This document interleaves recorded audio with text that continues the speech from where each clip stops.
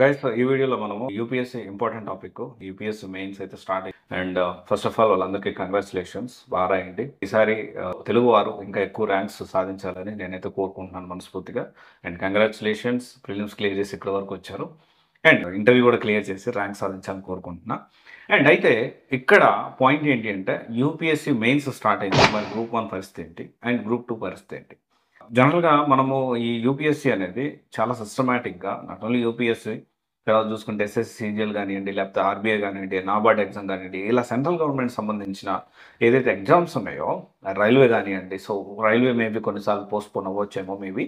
And mostly ఏంటి అంటే ఈ ఎస్ఎస్సి సీజీఎల్ ఒక స్కెడ్యూల్ రిలీజ్ చేస్తారు. ఎస్ఎస్సి సీజీఎల్ కానీ లేకపోతే యూపీఎస్సీ ఏదైతే మనకి ఎవ్రీ ఇయర్ ఒక స్కెడ్యూల్ రిలీజ్ చేసి, క్యాలెండర్ రిలీజ్ చేసి, ఈ టైంలో బాబు ప్రిలిమ్స్ ఉంటుంది, ఈ టైంలో మెయిన్స్ ఉంటుంది, ఈ టైంలో దీనికి సంబంధించిన ఇంటర్వ్యూ ఉంటుంది, ఇప్పుడు రిక్రూట్మెంట్ అయిపోతుందని చాలా క్లారిటీగా క్రిస్టల్ క్లియర్గా మెన్షన్ చేయడం జరుగుతుంది.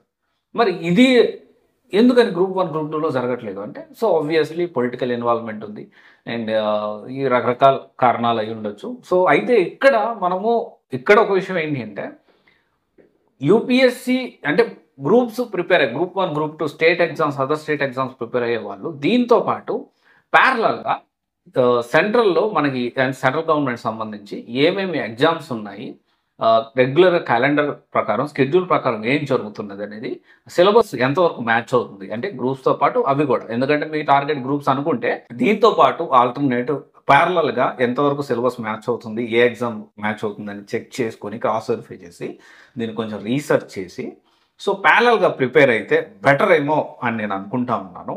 ఎందుకంటే ఇంకా ఇప్పుడు సివిల్స్ చూసుకుంటే, యూపీఎస్సీ సివిల్స్ చూసుకుంటే చాలా వరకు ఆప్షనల్ కానీ కొన్ని, లేకపోతే తెలంగాణ హిస్టరీ అయితే, తర్వాత ఏపీ హిస్టరీ అయితే, లేకపోతే సైన్స్ అండ్ టెక్నాలజీ, ఇలా కొన్ని సబ్జెక్ట్స్ మాత్రం వెయిటేజ్ కొంచెం అటు ఇటుగా ఉంటుంది. కానీ సో ఆల్మోస్ట్ 80% సిలబస్ వరకు సివిల్స్కి గ్రూప్ 1కి సేమ్ ఉంటుంది.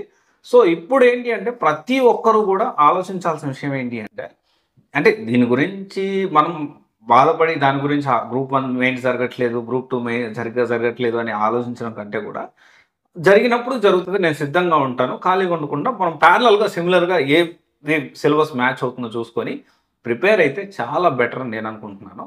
సో ఒకవేళ ఇది నచ్చినట్టయితే మీరు ప్లాన్ చేసుకొని జాగ్రత్తగా ప్రిపేర్ అయ్యి సో టైం వేస్ట్ కాకుండా చూసుకోండి. ఎందుకంటే చాలా సంవత్సరాల నుంచి ఒకటే ఎగ్జామ్ పట్టుకొని కూర్చొని జీవితాలు పెట్టుకోవడం కూడా కరెక్ట్ కాదేమో అని నేను అనుకుంటున్నాను. అండ్ ఇంకొక విషయం వచ్చేసి ఏంటి అంటే, సో ఎవరైతే ఈ గ్రూప్ 1 మెయిన్స్ ఏదైతే జరుగుతూ ఉందో, లేకపోతే ఈ గ్రూప్ 2 కానివ్వండి, లేకపోతే అక్కడ ఆంధ్రాలో చూసుకున్న సో దానికి సంబంధించిన ఏదైనా కానివ్వండి, గ్రూప్స్ అంటే ఒక స్టెబిలిటీ లేకుండా, ప్రాపర్ షెడ్యూల్ అనేది లేకుండా ఉంది. కాబట్టి సిమిలర్గా బ్యాకప్ ప్లాన్ ఉండడంలో తప్పే లేదు అని నేను అంటాను. ఎనీవే మీరు ఆలోచించుకొని డెసిషన్ తీసుకోండి. Thank you.